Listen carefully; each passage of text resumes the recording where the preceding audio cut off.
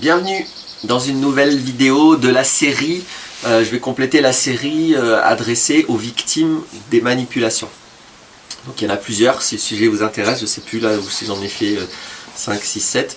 À chaque fois je prends dans le cadre des comportements manipulateurs, je prends des détails, parce que c'est un sujet où pour pouvoir se protéger, se faire respecter, c'est important d'être vraiment dans les nuances, dans la précision, c'est important d'avoir beaucoup de rigueur. Donc j'essaye d'apporter tout ça.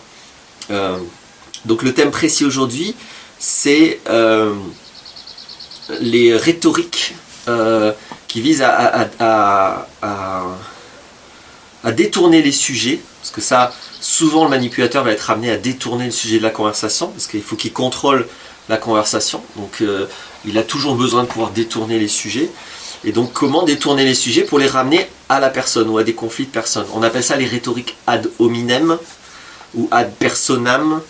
En tout cas c'est Schopenhauer qui a défini les choses comme ça. Il a proposé un livre sarcastique pour avoir toujours raison, comment toujours avoir raison, je ne sais plus exactement le titre, c'est quelque chose comme ça. Évidemment son intention à lui c'est de dénoncer les fonctionnements qui cherchent à avoir toujours raison. Mais c'est très important parce que je l'ai déjà exprimé dans plusieurs vidéos, je pense. La base de l'intention du comportement manipulateur, c'est de chercher à obtenir quelque chose. Donc lui, quand le manipulateur communique, ou la manipulatrice, hein, bien sûr, quand il communique, son intention à lui, c'est ça. Alors qu'une intention, je vais dire normale, en tout cas non manipulatrice, c'est d'essayer de se relier au réel. Quand on communique, on cherche à exprimer ce qu'on vit, ou ce qu'on a vu, ou de ce dont on parle. Et donc l'intention saine, quand on communique, c'est d'essayer de se relier aux choses telles qu'elles sont, que ça nous plaise, que ça nous plaise pas, alors que les comportements manipulateurs vont chercher à avoir raison, c'est-à-dire finalement à obtenir quelque chose. Donc c'est deux intentions radicalement différentes. Et bien sûr que toutes les rhétoriques ad hominem, ad personam, en tout cas les rhétoriques qui permettent de dévier la conversation pour parler de l'autre, ou en tout cas pour en revenir à un combat d'ego finalement, parce que le combat d'ego de toute façon ça mène nulle part, hein, c'est pas la peine on n'avance pas avec ça, donc c'est intéressant pour les comportements manipulateurs de ne pas avancer. Donc toutes les rhétoriques qui amènent à ça. La distinction qui est faite entre ad personam, ad hominem, l'ad hominem c'est quand on cherche, donc imaginons qu'il y a un sujet de conversation, l'ad hominem c'est la rhétorique qui va essayer de parler de la personne et pas du sujet, mais en essayant de lui montrer une contradiction par rapport au sujet. C'est-à-dire, oui, mais là, l'autre fois, tu avais dit ça et c'est pas pareil. Ou alors de parler d'un comportement, ah ouais, tu dis ça, mais tu fais ça, ou tu défends ça, mais en fait, toi, tu défends aussi l'autre. Enfin, d'essayer de chercher des contradictions, qu'elles soient, après tout, juste, des fois, tout le monde n'est pas parfait dans ses comportements, ou qu'elles soient, ce qui est le plus souvent le cas, une invention ou un détournement de la part de celui qui fait la rhétorique ad hominem. Dans tous les cas, ça permet de dévier du sujet. Donc c'est ça le problème. Quand on discute de quelque chose, normalement il n'y a aucun intérêt à cesser de discuter de la chose.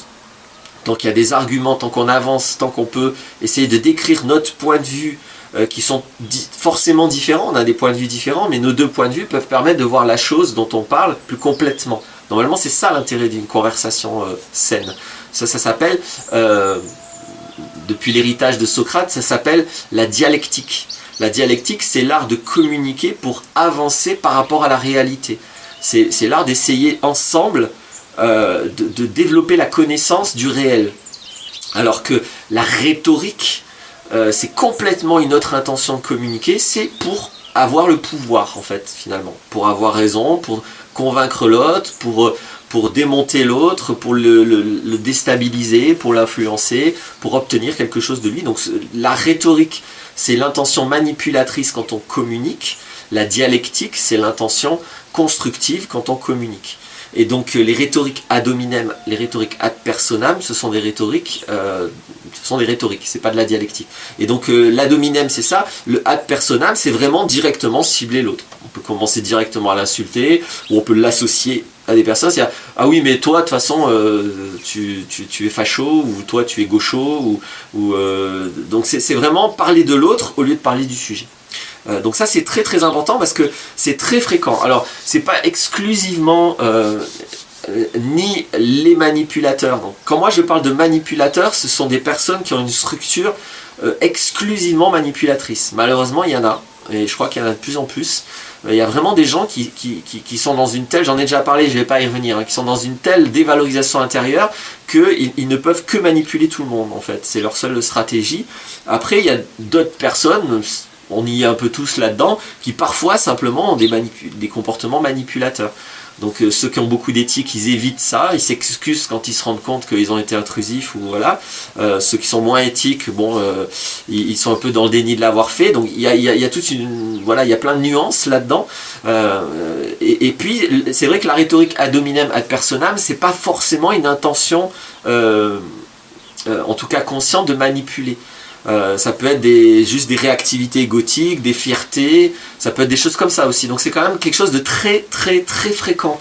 Je pense que malheureusement la majorité des conversations se détournent vers des rhétoriques ad hominem ou ad personam. C'est-à-dire on quitte le sujet de la conversation et on parle des gens, on parle des personnes. Ce que moi j'appelle un combat d'ego. C'est à un moment donné moi, toi, au lieu de parler du sujet. Et vraiment c'est très peu constructif, très très très peu constructif. Ça peut être intéressant que le sujet à un moment donné ce soit quelqu'un. Ça peut être intéressant. On peut parler de quelqu'un, ou on peut essayer de parler de toi, ou de parler de moi, ou de parler de mes comportements, ou de tes comportements. Des fois c'est intéressant de parler d'une personne. Mais à ce moment-là le sujet c'est la personne.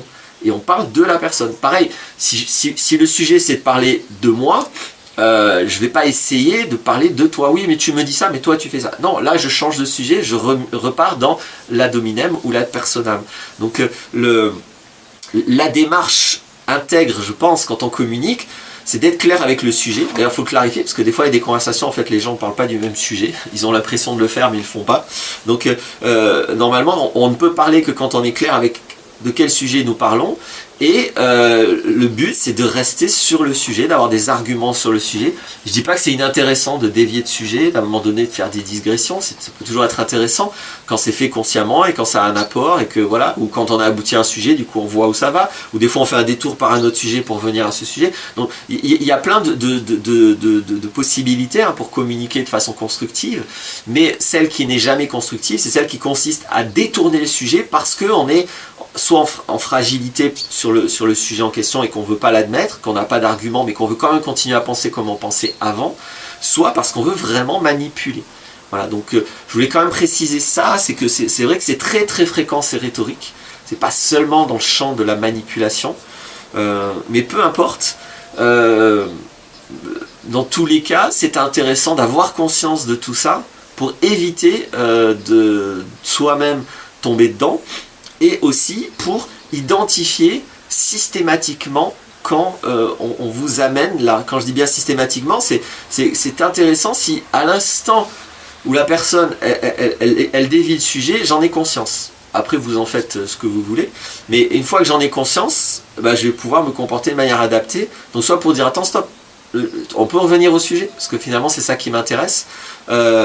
Soit trouver, encore une fois, expérimenter, j'aime pas moi dire il faut faire ci, il faut faire ça, j'aime pas donner des recettes, mais expérimenter quel type de phrase, quel type de positionnement vous convient à vous, quand vous allez identifier que là, attention, on parle plus du sujet, on parle de la personne. Ça peut être vrai aussi, c'est pas forcément parler de toi ou de moi, hein.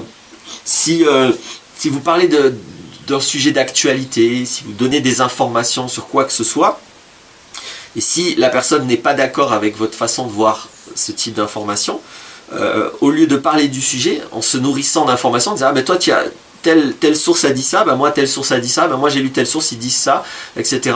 Donc on avance, on donne nos sources, on donne les informations qu'on a, les informations contradictoires, les contre-informations, etc. Au lieu de faire ça, à un moment donné, les personnes peuvent faire de l'ad hominem ou de l'ad personam, non pas contre vous, mais contre par exemple la source. ou contre même des fois l'hébergeur de la source. Ça sur internet c'est un grand classique, oui mais ce site c'est toujours n'importe quoi. Donc les Anglais les Britanniques ont une phrase pour démonter ce genre de rhétorique qui est même si Hitler dit que l'Angleterre est une île, l'Angleterre est une île. Donc je veux dire, c'est pas parce qu'une personne n'a pas une bonne morale ou est contestable ou est un criminel qu'elle dit que des conneries. Donc la question c'est pas est-ce que la personne est un criminel, la question c'est qu'est-ce qu'elle dit. Parce que de toute façon, quoi qu'une personne dise, ça peut être contesté au niveau du sujet. Donc la démarche intègre, c'est la démarche qui va démonter le sujet et non pas la personne. Donc c'est facile évidemment si Hitler parle de dire non mais c'est Hitler alors on n'écoute pas, mais c'est intéressant sinon de dire bon bah Hitler a dit ça, bah Hitler a dit une connerie parce que c'est pas ça, c'est ça. Voilà. Quand Hitler dit que c'est une île, l'Angleterre c'est un peu difficile à contester. Quand Hitler dit que sa race c'est la race supérieure, c'est assez facile à contester, j'invite à la contester, mais pas parce que c'est Hitler, parce que là il y a des arguments très simples pour venir attaquer cette position de Hitler. Donc dans tous les cas on parle du sujet, pas de la personne.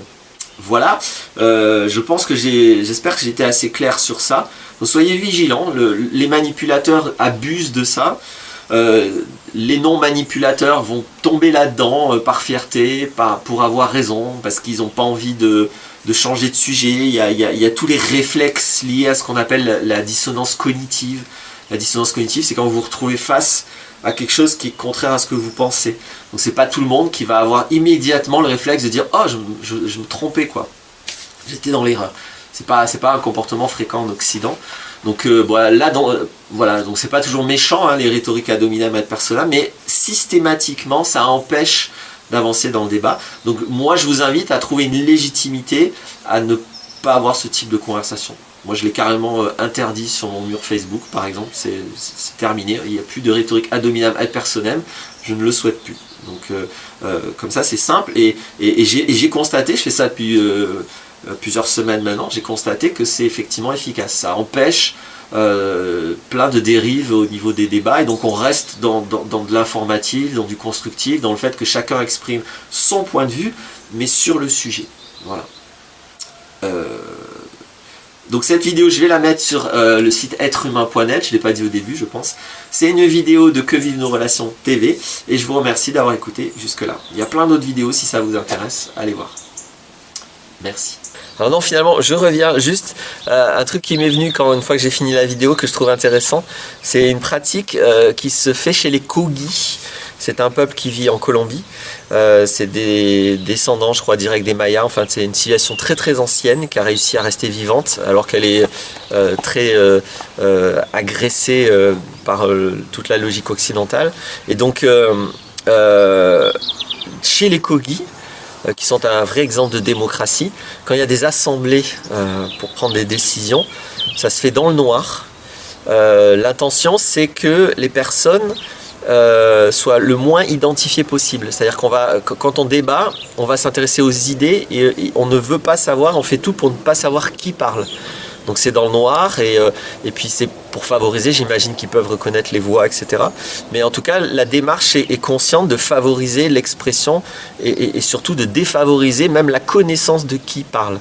Et autre critère qu'ils ont quand ils vont dans cette salle d'assemblée, si jamais vous n'êtes pas en paix, c'est-à-dire vous avez un conflit avec un voisin, vous avez un problème, vous avez une souffrance, si vous n'êtes pas serein, tranquille, vous n'avez pas le droit de participer aux assemblées.